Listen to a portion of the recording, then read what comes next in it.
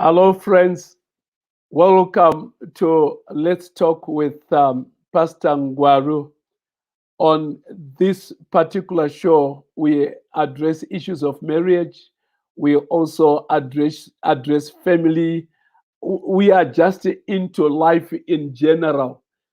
This is like your one-stop shop for human development, and we are so delighted and happy that you could join us. So wherever you are, feel welcome. And for tonight, our topic is how to discipline adults. How to discipline adults. What an irony. Because in most cases, when we are talking about discipline, we are basically thinking of kids, children, and maybe at most we are thinking of teenagers and what have you. But in this particular show, anything and everything is possible. I know that when it comes to adults, in general terms, we think of discipline when we are into maybe institutions or we are at the workplace. But humans are humans, and it does not matter who you are and what age you are. We are all inclined to behave in a certain way that will require that we meet discipline at one stage or another. But this is what we want to find out exactly in the context of adults. How does this really work? Um, I know that somebody may want to ask a question and say, but Pastor Ngwaru, exactly define to me what is an adult? What is an adult? I know it's a very difficult question, but I could actually say that in some cultures, adulthood is measured chronologically in terms of chronological age or chronological time. You may discover that in some cultures, you are not an adult unless you are 21 years of age. And in some cultures, you have to be 18. And in some cultures, much less than that. And in some cultures, much higher than that. So sometimes it really depends with what cultures actually call age in terms of chronological age. And we also know that age can also be viewed legally, like we've got the legal age where you have got the majority age where 18 years of age and above are considered politically to be an adult. When you have reached 18 years of age, even if maybe you have not matured enough to behave like an adult in some cultures, but politically and legally, you can still be considered that you are an adult. And also, psychologists would also want to consider the psychological age also as a measurement of age.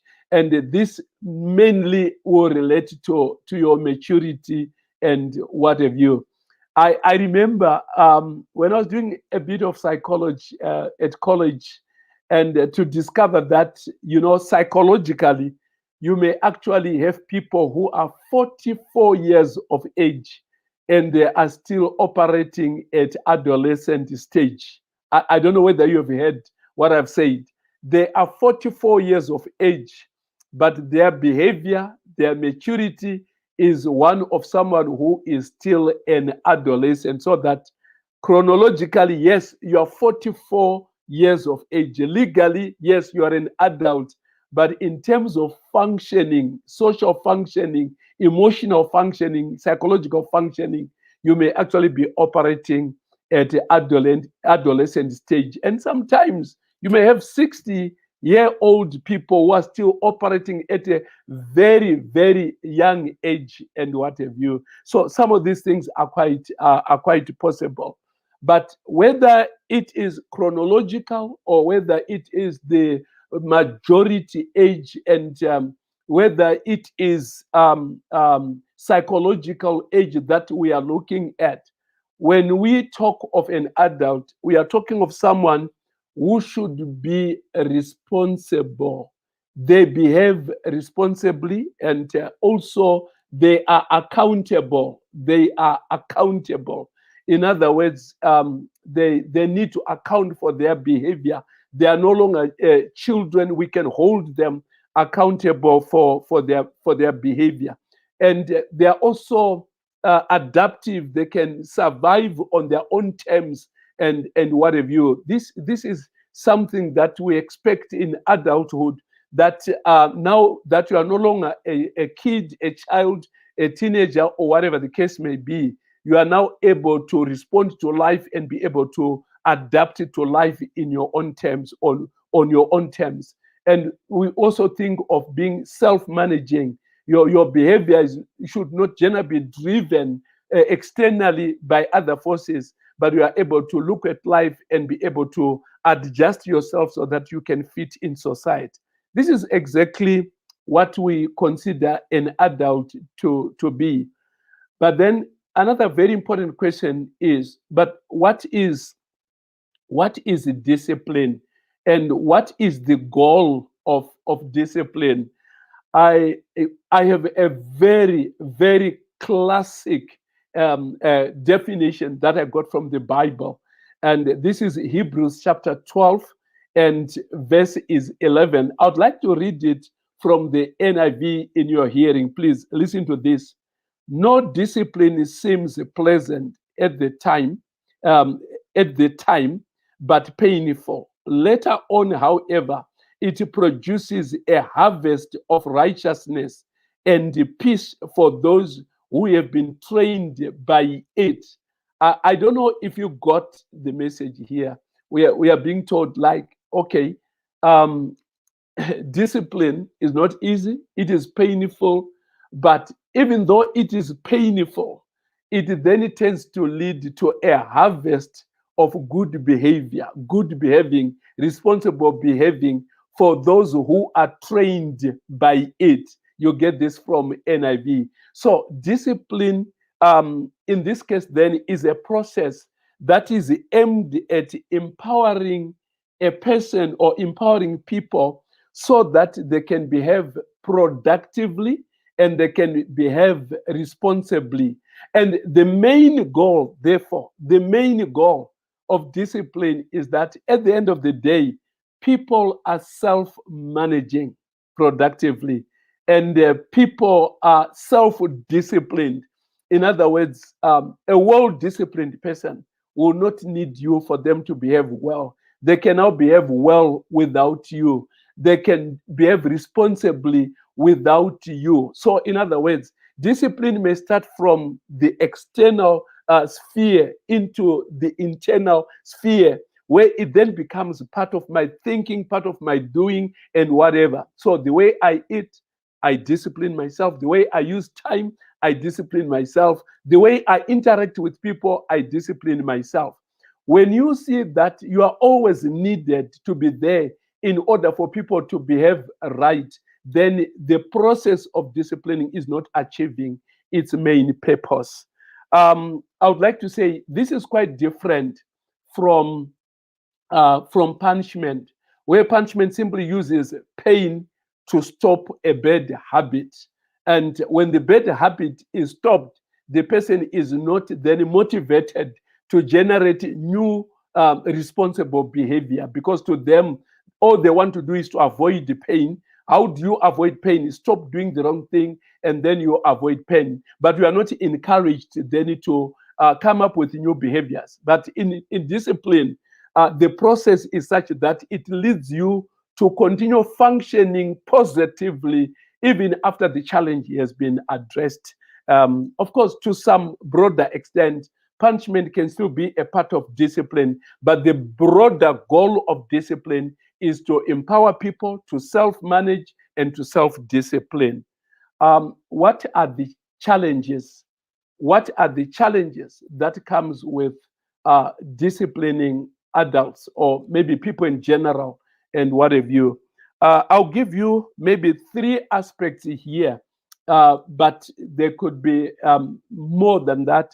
And the first one that I would like to give you is there are legal challenges that have to do with disciplining people, and more especially adults. And I'm thinking of, the legal environment does have rights rights that are meant to be enjoyed by people, and the law would like to protect that. And there are laws that protect people. There are policies. There are also codes of conduct and what have you.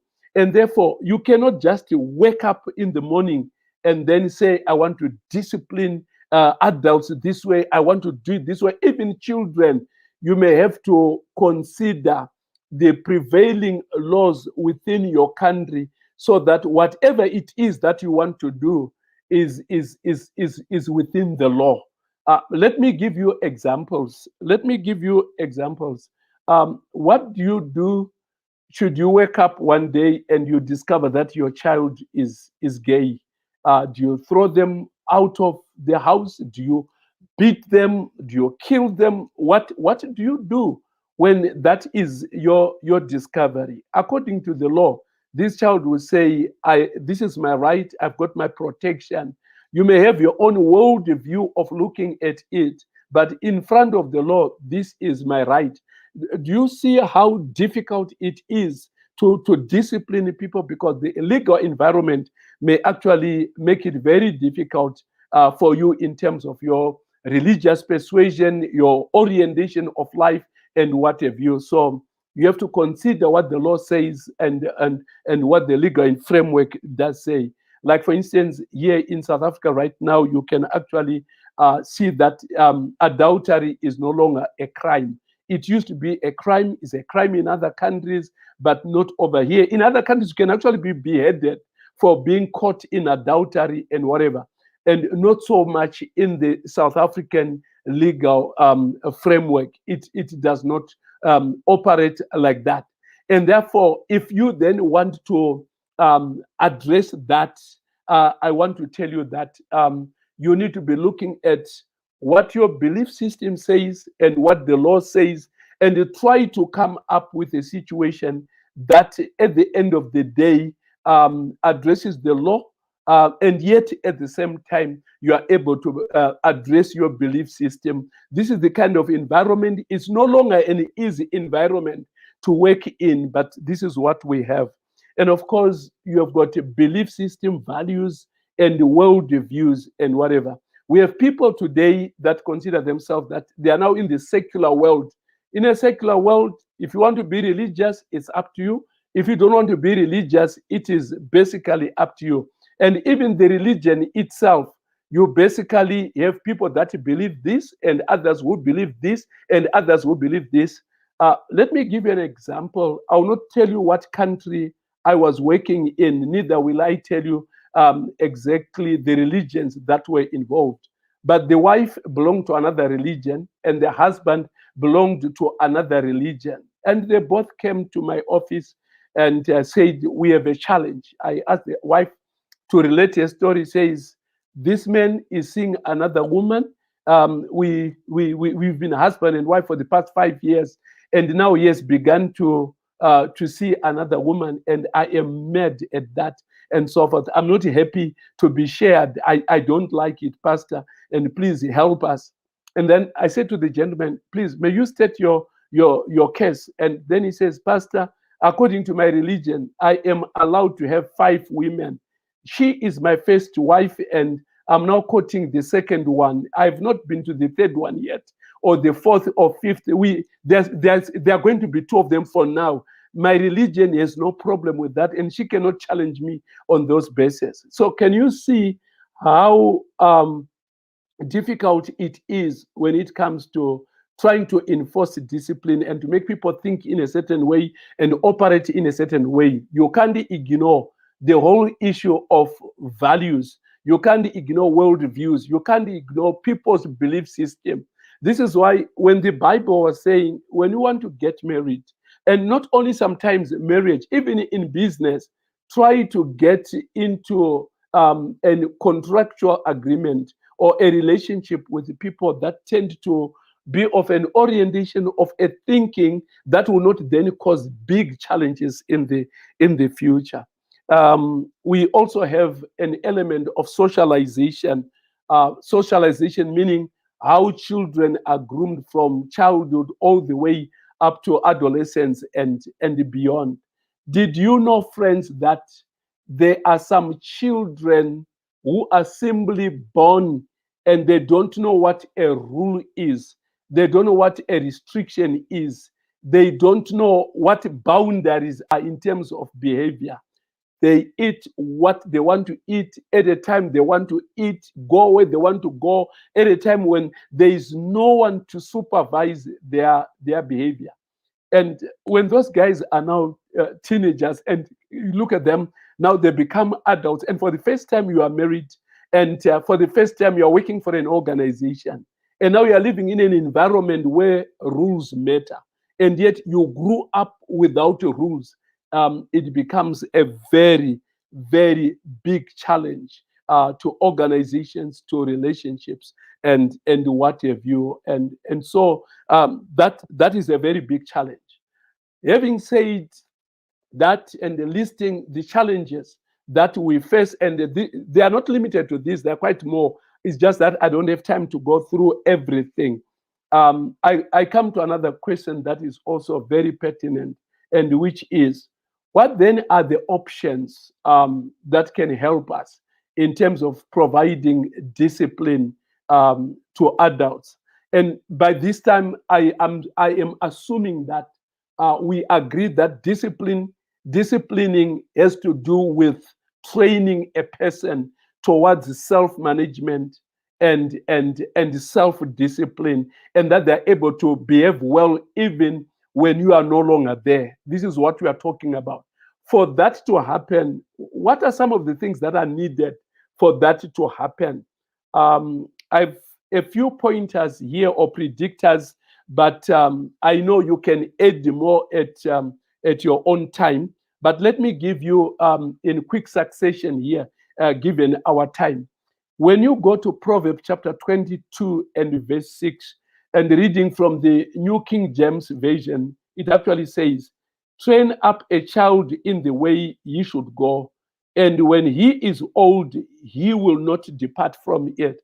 I don't know whether you have heard what I'm hearing. And I heard it in Hebrews chapter 12, verse 11. Discipline has to do with the training. And now when you come to Proverbs chapter 22 and verse 6, we are also told, train up a child in the way you should go, so that when he is old, he will not depart from it. Meaning, childhood is the foundation of human development. Childhood is the development of human development.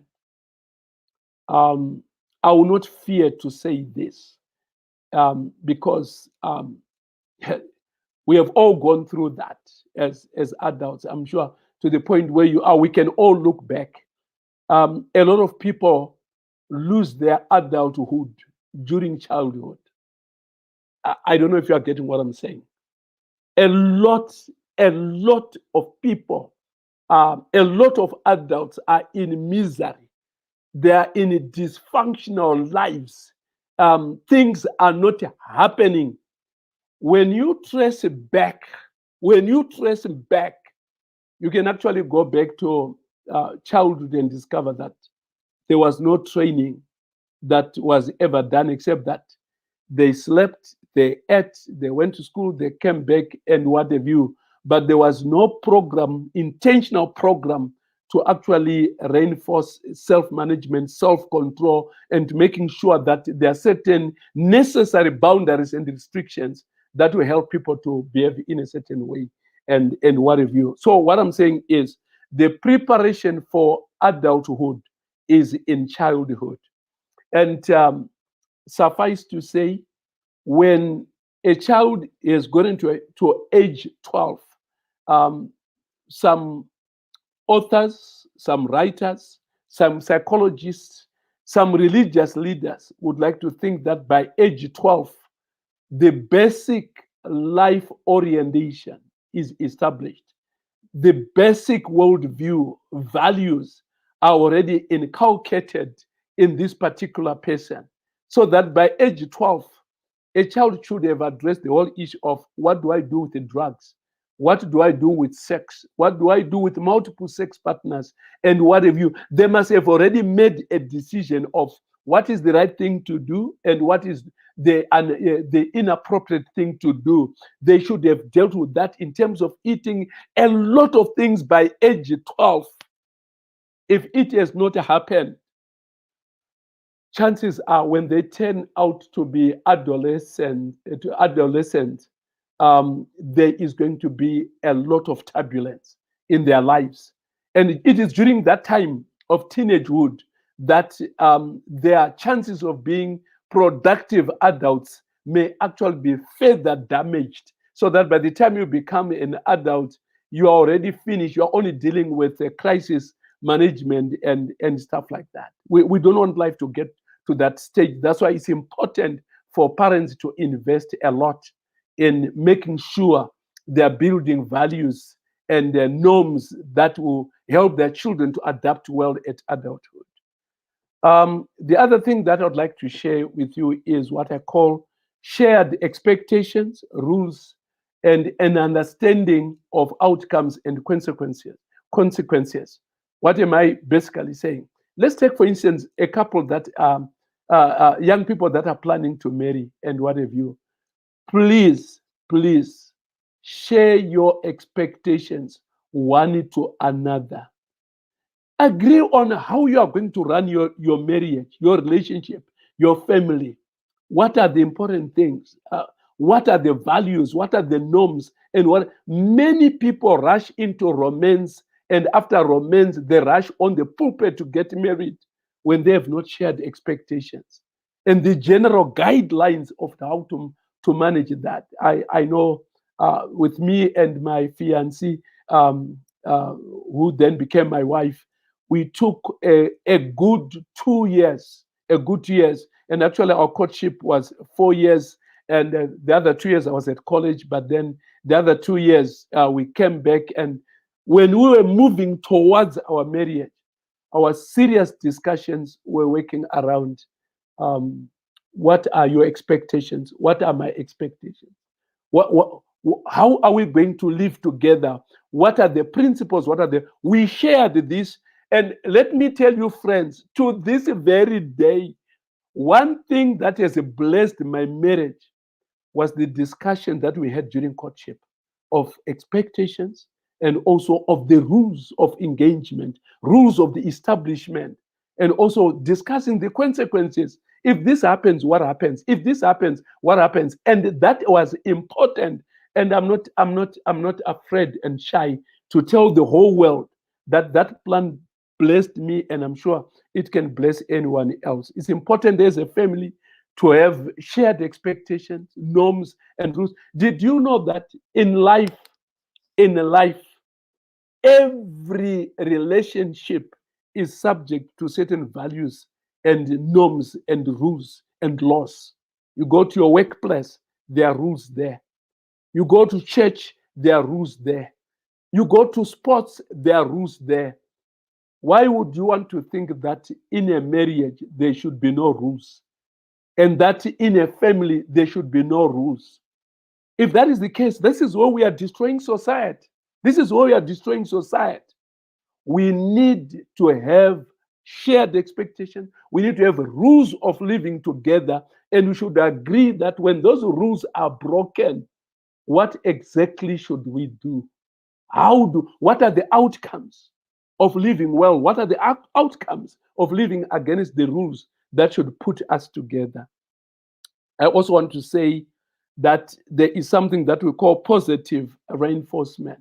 I explained it previously the other time, but let me bring it here. You know, sometimes when somebody offends us, the natural thing is we also want to use offensive measures to correct their behavior. We are into nagging, we are into shouting, we are into everything.